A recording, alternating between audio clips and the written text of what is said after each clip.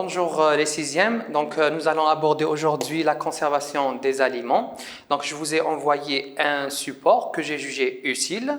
En ce qui concerne ce cours, nous avons vu dans une autre séquence les micro-organismes. Donc qu'est-ce qu'un micro-organisme? Et on avait dit qu'on peut les retrouver un peu partout. Mais également aussi au niveau des aliments. Alors nous avons dit que les micro-organismes sont des êtres vivants. Et nous avons dit aussi qu'on peut les retrouver partout, également dans l'aliment. On avait dit aussi que les micro-organismes peuvent en altérer l'aspect, le goût et bien sûr aussi la qualité sanitaire. Donc un aliment infesté de micro-organismes peut devenir dangereux pour l'alimentation.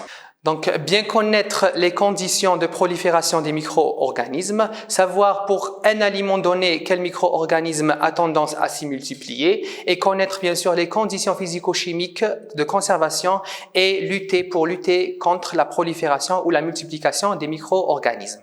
Pour cela, on se base sur les conditions physico-chimiques des micro-organismes. Donc, nous avons des paramètres, température, oxygène et bien sûr l'eau. Cela, ce sont des paramètres classiques. Après, nous allons voir bien sûr l'utilisation des additifs alimentaires. Cela, c'est des molécules chimiques. Donc pour la température, la conservation par le froid. Donc tout le monde sait et bien sûr tout le monde sait que on conserve des aliments par le froid. Donc pour cela, il faut connaître les conditions physico-chimiques de prolifération des micro-organismes. Donc nous avons des paramètres classiques tels que la température, le dioxygène et l'eau.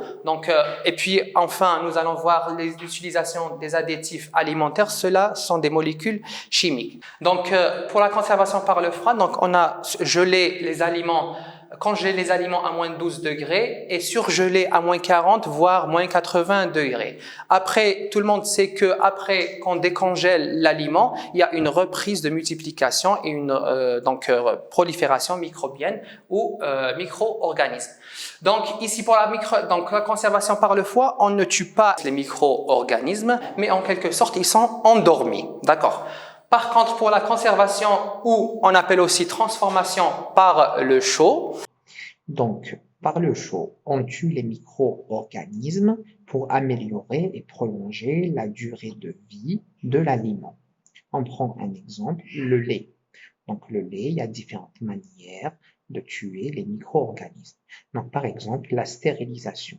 La stérilisation, c'est le fait d'exposer le lait à une ultra haute température pendant quelques secondes, maximum 4 secondes, à une température de 120 degrés, voire 130 degrés Celsius. Donc, le but, c'est quoi? Donc, c'est de tuer les micro-organismes, un maximum de micro-organismes. Donc, ici sur cette image, on regarde, il y a tout un trajet.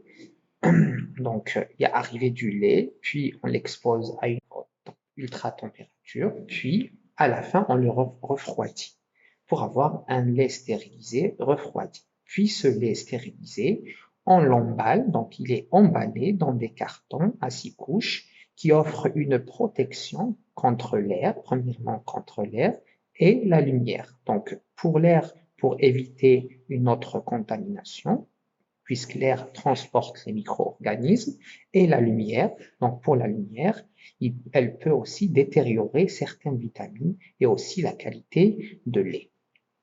Donc, sur cette figure, on a le matériel avec lequel on stérilise le lait.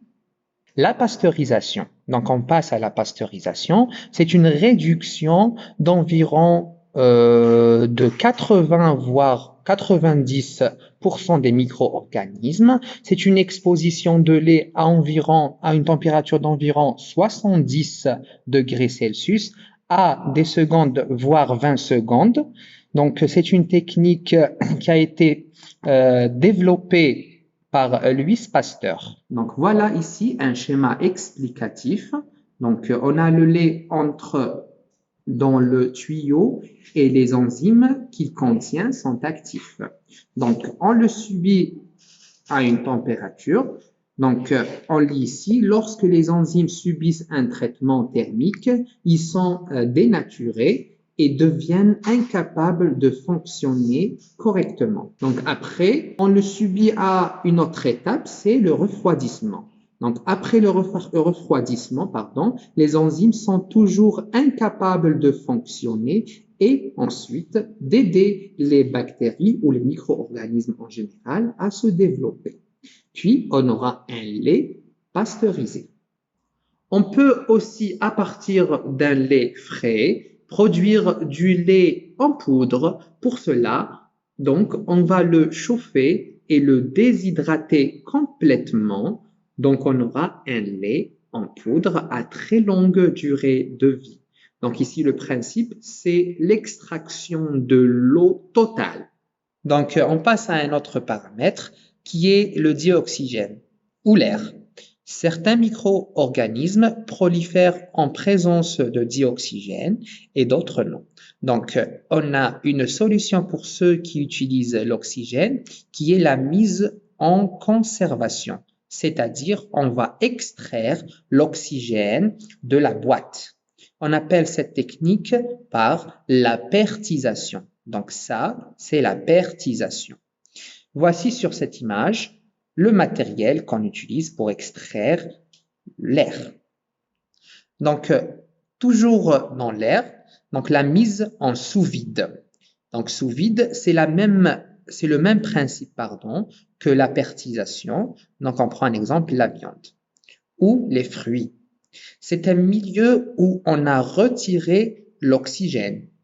Parfois même, on rajoute certains gaz qui augmente encore la durée de vie de l'aliment. Voici sur cette image la manière avec laquelle on extrait l'air. Donc, on passe au paramètre suivant qui est l'eau, qui est un élément essentiel pour la multiplication des micro-organismes. Donc, pour conserver les aliments, on leur retire l'eau. Cette technique dite lyophilisation. Donc, sur cette image, on regarde bien. Donc, on commence par congeler les aliments, puis on retire l'eau par évaporation, puis on aura des aliments sous forme de paillettes pour une meilleure conservation. Donc, le confisage. Donc, on passe à un autre paramètre qui est le confisage. Donc, le confisage, comme vous voyez sur cette image, c'est une technique, par exemple, des confitures. Donc, on rajoute du sucre, puis on chauffe. Donc, le fait d'ajouter du sucre et de chauffer, donc il y a l'eau qui sera capturée et qui ne sera plus disponible pour la prolifération des micro-organismes. On a aussi d'autres techniques, par exemple le salage, comme vous voyez sur cette image, et aussi le fumage, comme vous voyez aussi sur cette image. Ici, par exemple, le saumon fumé. Donc, en dernier, pour les additifs alimentaires, on avait dit que ce sont des molécules chimiques. Donc, pour limiter la prolifération des micro-organismes, on utilise des additifs alimentaires. Donc, on les ajoute aux aliments. On a deux grands types, comme j'ai expliqué. Donc, deux grands types, conservateurs qu'on appelle conservateurs et antioxydants. On peut les retrouver dans les marchés sous cette forme.